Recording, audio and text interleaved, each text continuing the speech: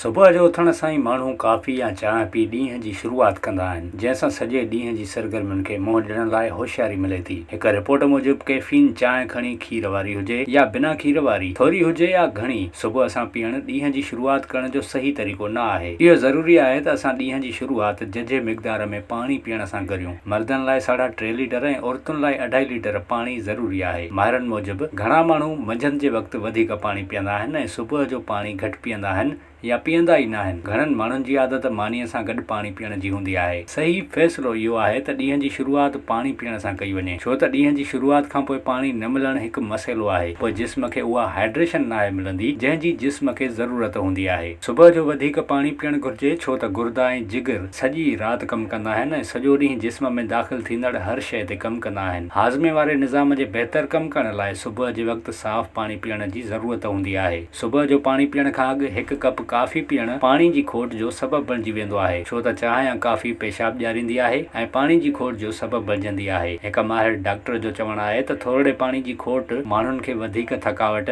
ध्यानु ॾियण में ॾुखियाई, हौसला अफ़ज़ाई घटिजण ऐं ॻणती ॾेई सघे थी। हुन सलाह इहा ॾिनी आहे त हर कंहिंखे सुबुह जो हिकु गिलास पाणी पीअणु घुरिजे, जेको आंड्रनि ऐं उज़वनि खे बि जाॻाए थो। जाॻण सां उञ महसूसु थियणु मामूल जी ॻाल्हि आहे, छो त जिस्म साह ऐं पघर जे ज़रिए वॾो पाणी ख़ारिज कंदो आहे। इन लाइ चांहि जो कप ॻोल्हण बदिरां पहिरियां हिकु कप पाणी पीअण जी चूंड करणु घुरिजे। सुबुह जे वक़्तु सभ खां पहिरियां पाणी पीअणु घुरिजे त जीअं कॉफ़ी खां अॻु इहो तवानाईअ जी सतह खे वधाए ऐं हाज़मे वारे निज़ाम खे बहितर करे।